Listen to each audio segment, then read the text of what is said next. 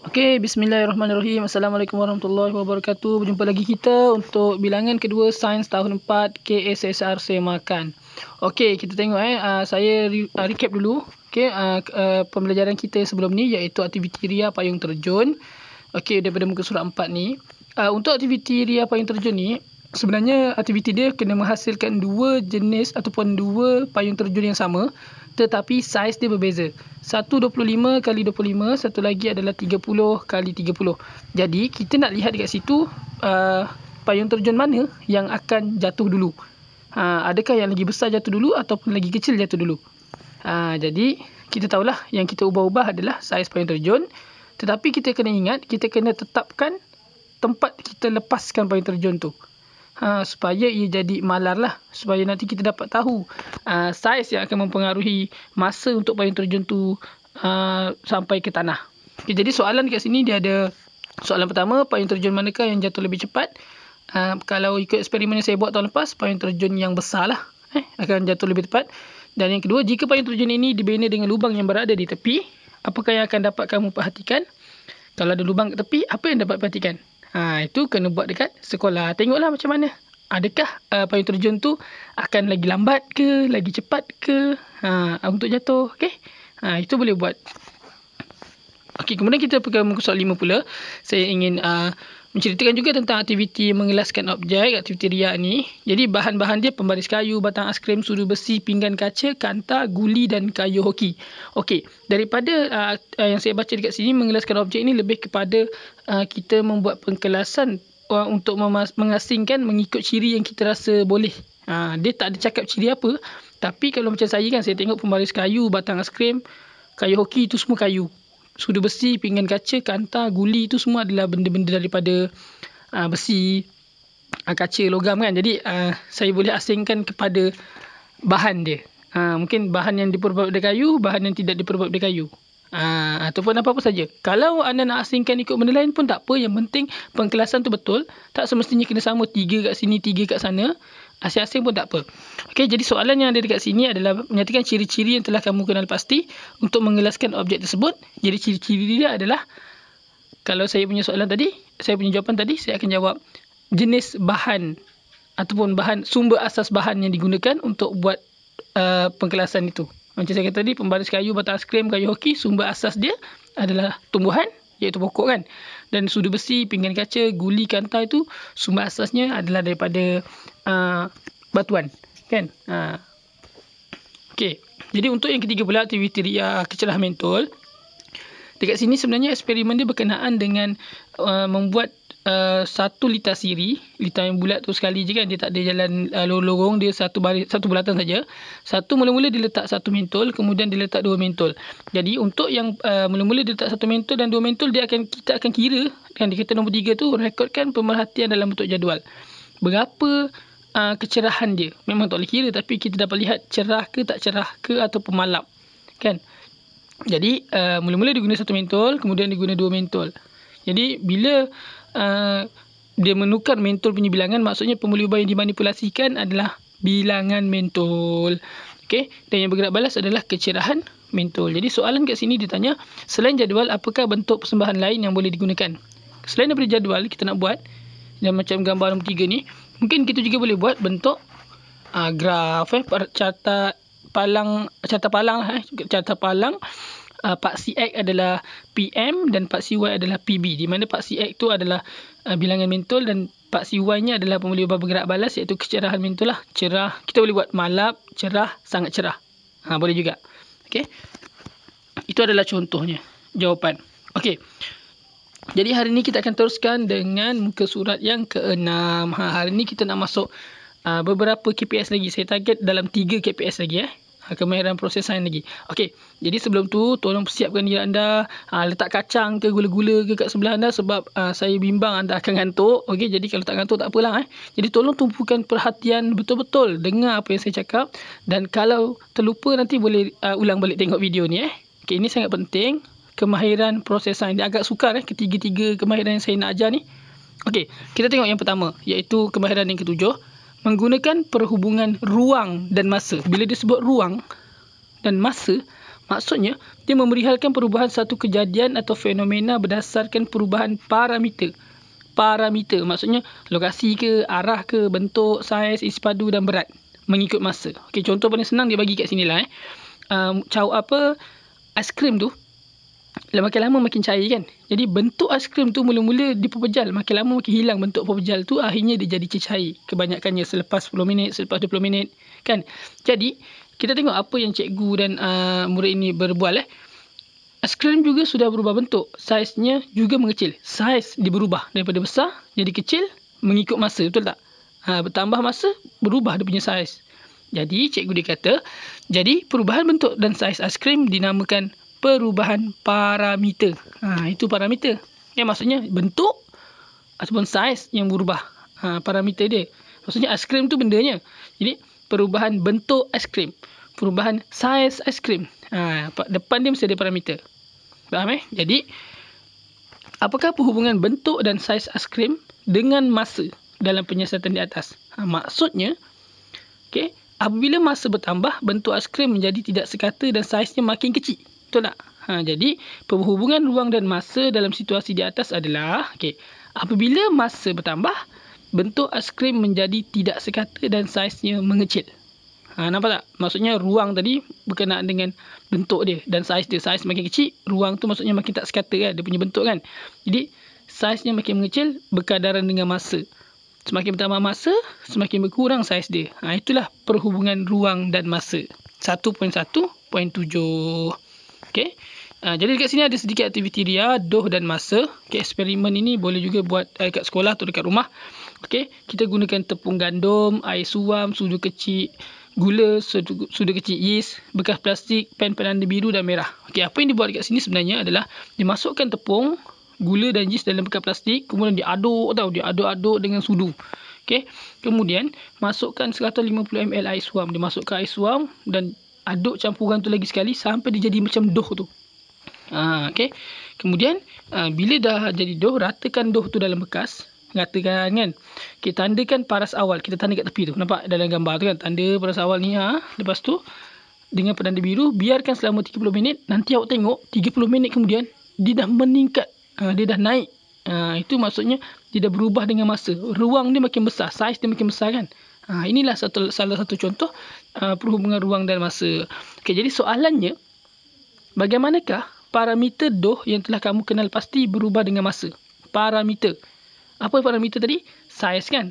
Saiz dia semakin bertambah. Jadi semakin bertambah saiz, semakin bertambah semakin bertambah masa, semakin bertambah saiz kan? Jadi parameter dia adalah saiz doh. Nampak tak? Okey. Ini ada satu tempat pemikiran. Hafiz melepaskan belon yang ditiupnya ke udara dari tingkat bawah sekolah. Dari tingkat bawah sekolah. Selepas 10 saat, belonnya menjadi kempes dan berada di tingkat 1. Apakah parameter yang berubah dengan masa? Okey, dia lepaskan belon daripada bawah ke sekolah, tapi belon tu jadi kempes tapi ada dekat tingkat 1. Jadi parameter tu apa? Berkaitan dengan masa. Adakah tinggi dia? Keadaan dia daripada bawah ke atas? Ataupun adakah dia punya saiz belon tu makin kecil? Berdasarkan pendapat saya, parameternya adalah saiz belon tu. Mula-mula besar. Bila dia lepaskan, belon tu naik atas kan. Saiz dia makin kecil berkadaran dengan masa. Dan boleh juga kita katakan parameter dia adalah jarak ataupun tinggi belon tu pergi. Mula-mula tingkat bawah dan kemudian tingkat 1.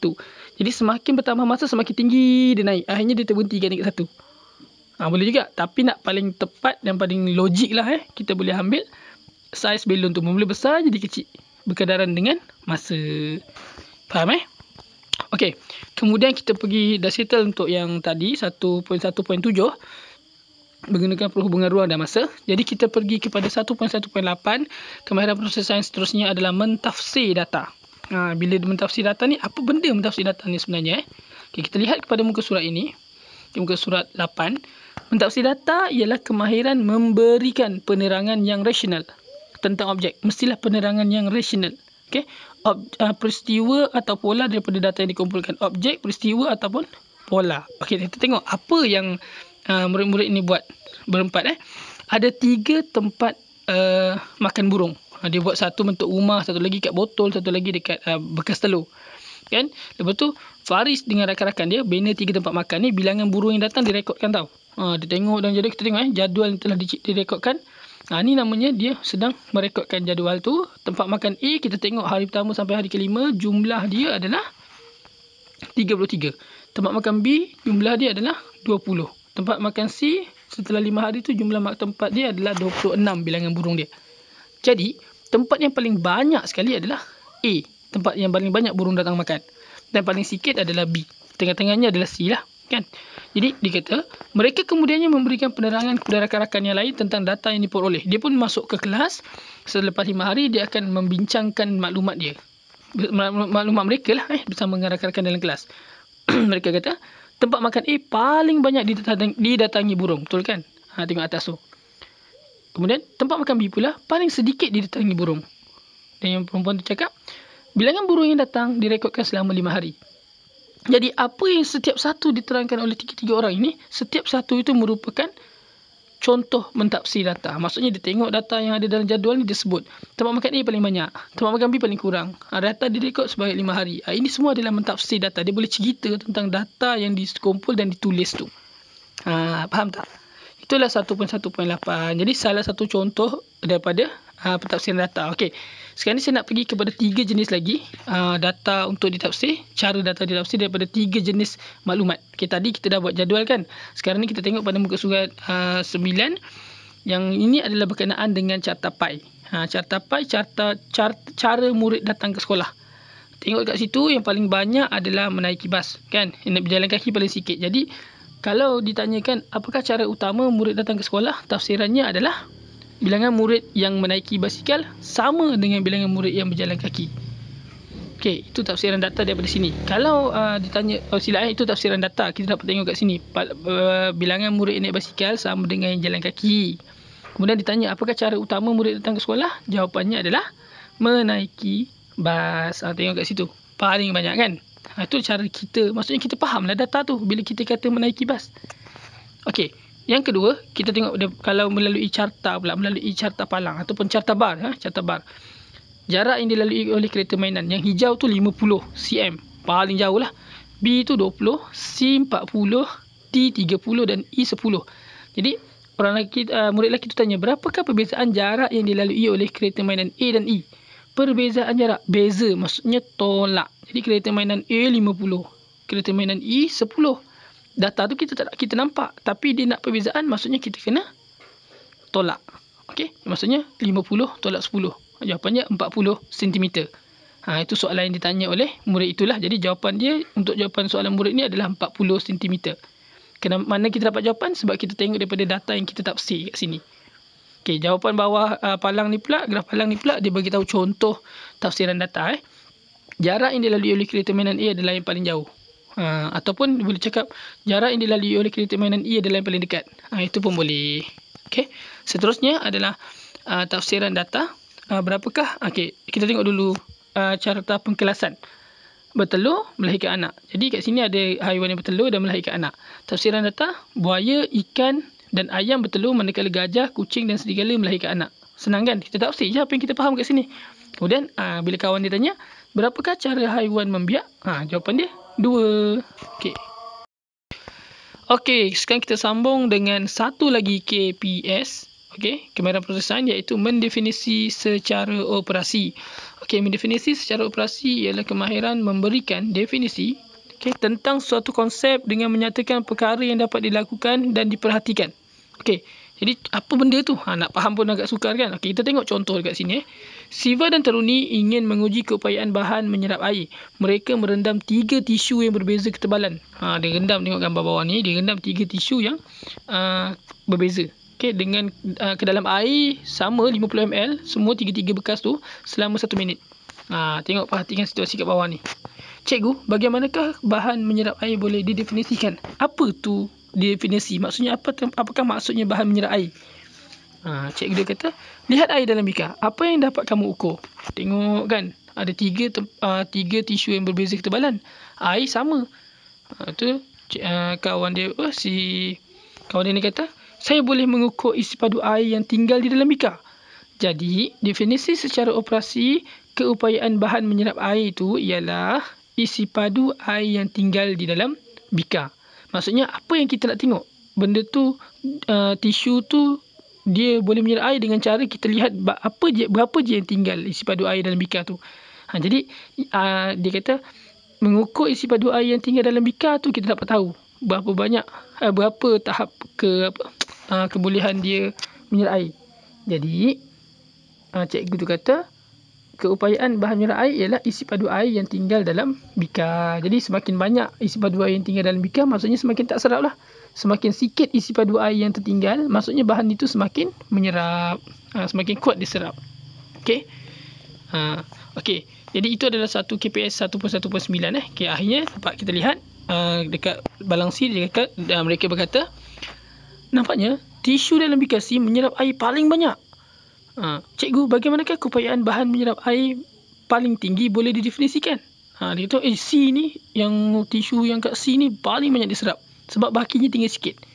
Kemudian dia kata, apakah keupayaan bahan menyerap air paling tinggi boleh didefinisikan? Dia nak yang paling tinggi. Maksudnya definisi secara operasi bagi keupayaan bahan yang menyerap air paling tinggi ni ialah isi padu air yang tinggal paling sedikit dalam bika. Okey, yang tadi ni keupayaan dia kata tadi keupayaan bahan menyerap air adalah isi padu air yang tinggal dalam bika. Tapi kalau keupayaan bahan yang paling tinggi menyerap air adalah isi padu air yang paling sikit tinggal di dalam bika. Faham tak? Dia lebih spesifik. Okey. Okey, jadi dekat sini dikongsikan juga dalam muka surat ni, mari uji pertumbuhan pokok kacang hijau. Jadi tujuan dia untuk mendefinisi secara operasi pertumbuhan pokok kacang hijau. Maksudnya dia nak kita nak kena faham apakah itu pertumbuhan pokok kacang hijau. Jadi alat dia adalah 5 biji kacang hijau, bekas plastik, kapas, pembaris, benang dan air. Okey, jadi kita kena faham setiap satu bahan tu mesti ada guna dia. Kapas untuk apa? Untuk air kan. Pembaris mestilah untuk ukur kepanjangan atau ketinggian pokok tu. Dan air untuk apa? Untuk siram lah kan. Dan benang untuk apa? Kita kena ada setiap satu tu mesti ada sebab untuk kita buat sebagai alat dan bahan. Okay, jadi langkah-langkah dia, kita letakkan biji benih kacang hijau atas kapas, lembapkan kapas dengan air dan perhatikan selama seminggu. Kemudian yang kedua, ambil salah satu pokok kacang hijau tu, rekodkan bilangan daun dan ketinggian pokok tersebut. Rekodkan bilangan daun dan juga ketinggian. Maksudnya kita tahu pokok tu kita nak lihat definisi secara operasi pertumbuhan pokok ni adalah pertambahan bilangan daun dan juga ketinggian pokok. Pertambahan ketinggian pokok. Tajuk dia pun dikata mendefinisi secara operasi pertumbuhan pokok kacang hijau kan. Jadi pertumbuhan pokok kacang hijau adalah pertambahan bilangan daun dan pertambahan ketinggian pokok. Itulah jawapan untuk soalan bawah. Soalan bawah kan ditanya, apakah definisi secara operasi pertumbuhan pokok kacang hijau? Jawapannya apa tadi? Pertambahan bilangan daun dan pertambahan ketinggian pokok. Okey. Okey, kemudian Fiza menyiasat had kekenyalan gelang getah. Ini contoh soalan lain. Fiza menyiasat had kekenyalan gelang getah. Dia dapat menarik gelang getah tersebut hingga 15 cm. Dan putus bila dia tarik lebih panjang. Dia tarik sampai 15 cm kan. Lepas tu terpanjang lagi sikit putus. Jadi bagaimanakah Fiza boleh mendefinisikan secara operasi had kekenyalan gelang getah itu? Jadi maksudnya bila tarik gelang getah sampai 15 cm, terlebih dia tu putus. Jadi had kekenyalan dia 15 kan. Jadi kalau nak mendefinisi secara operasi had kekenyalan gelang getah itu, maksudnya had kekenyalan gelang getah itu ialah kebolehan gelang getah ditarik sehingga 15 cm. Kebolehan gelang getah ditarik sehingga 15 cm. Itu saja. Sebab lepas 15 cm dia akan putus. Tu dia kata had kekenyalan. Had tu maksudnya tahap terakhir dia boleh pergi kan. Jadi saya ulang, had kekenyalan gelang getah itu ialah kebolehan gelang getah ditarik sehingga 15 cm. Okey, itulah jawapannya. Okey, saya rasa sampai situ dulu. Okey, kita buat sampai muka surat 11 dulu. Okey, ini pun dah banyak kan. Jadi kita jumpa lagi pada kelas akan datang. Assalamualaikum. Tolong subscribe untuk menunggu kelas seterusnya.